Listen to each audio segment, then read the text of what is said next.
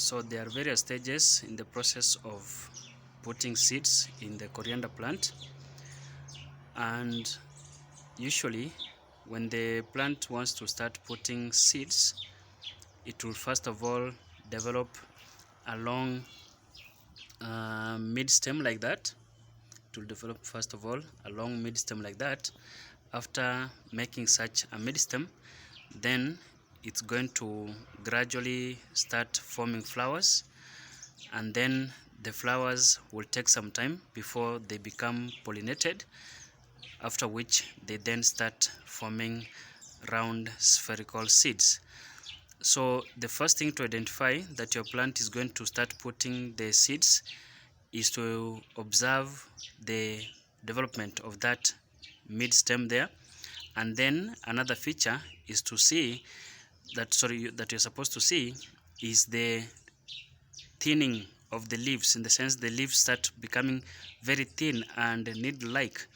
So that will imply that the plant has started giving itself signals that the time for making more leaves is not more available, and then it will start concentrating on supporting the development of that mid stem there, which will then give it the opportunity to start forming the flowers, after which it will then form the seeds. So this plant here, which is a coriander plant that is within the container, was triggered to start developing that mid stem by cutting off all the leaves that were growing on it at the bottom here. Right, so at the bottom here the leaves were cut off, and that triggered the plant to now start forming the mid stem there, which will then give it the opportunity to start forming the coriander seeds. So subsequently I'm going to show you another plant in this backyard here, which has already formed the flowers, of which case the flowers are going to subsequently mature into forming the fruits. So this other plant here, it has been grown in a sack. As you can see, it has been grown on a sack, and the same thing was done to it.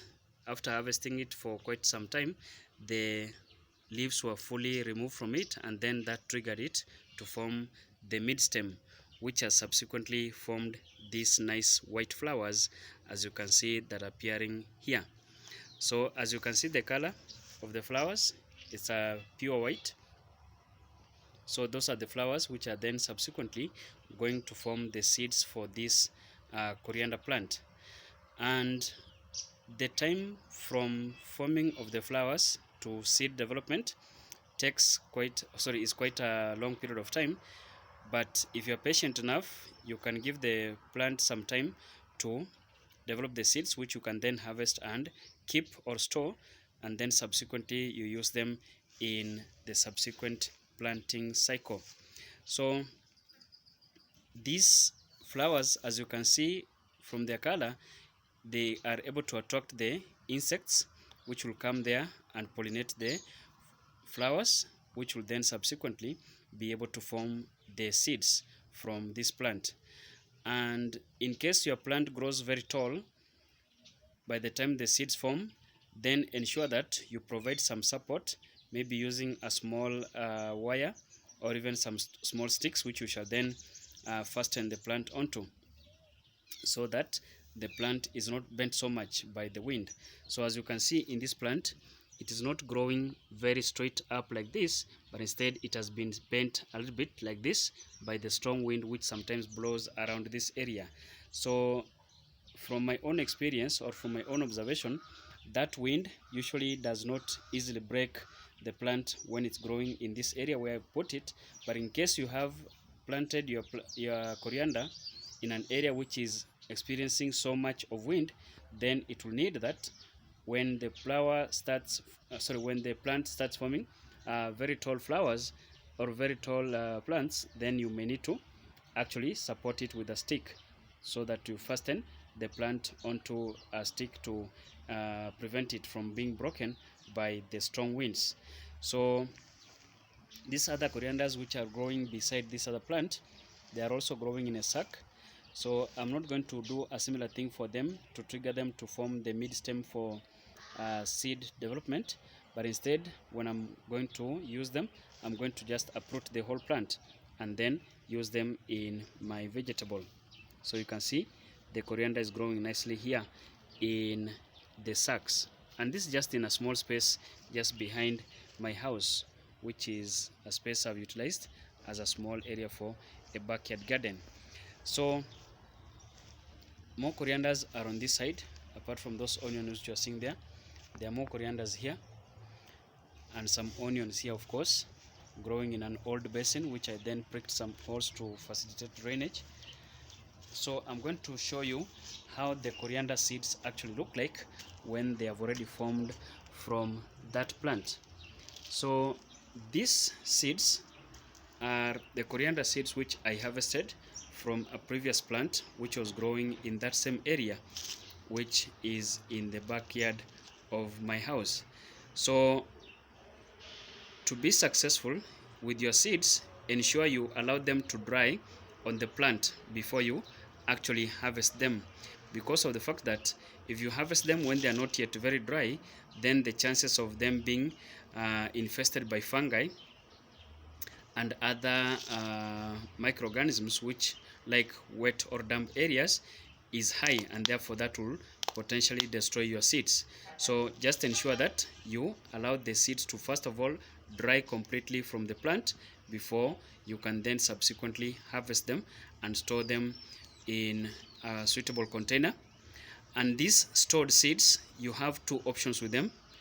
One, you can either use them to form the coriander powder, in the sense you can powder them off and make coriander powder from it, or the other option or alternative would be to store them properly and then use them in the subsequent planting cycle. But the advantage is that these seeds, once you harvest them when they are fully dry from the plant, then storage is usually not a difficult task. For example, this is just a small container which had been a packaging container for tea leaves. As you can see there, it's written Kisubi tea, which is a Ugandan brand of tea. So this is the container. After removing the tea leaves from it, then I just easily use it for storing the coriander seeds.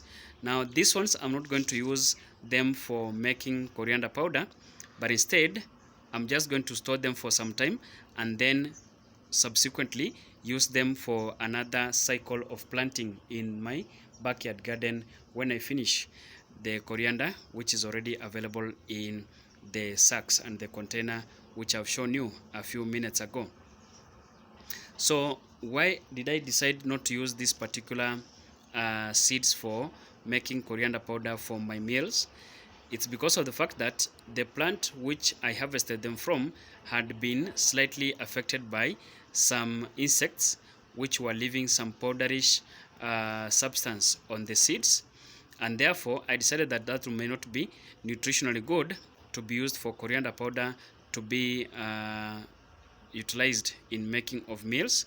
So I decided then to just store them for subsequent use in a future time to plant, so that I get a constant supply of coriander.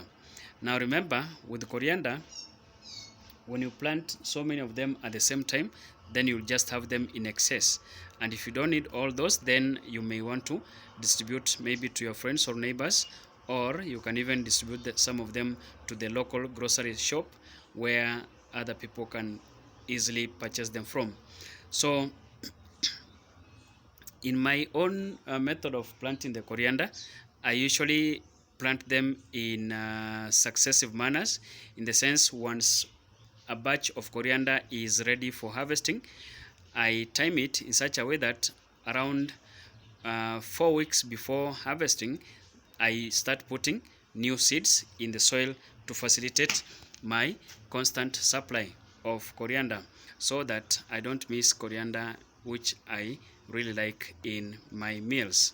So these are the nice seeds which I harvested from the previous plants which I had in my backyard garden here. So I'm going to just hold this in my house, and then after which I'll then sow them in the soil within the containers to give me a constant supply of the coriander for my meals. So thank you. That is how coriander seeds come from the plants and how you can harvest them and use them either for subsequent planting cycles or as coriander powder in your meals.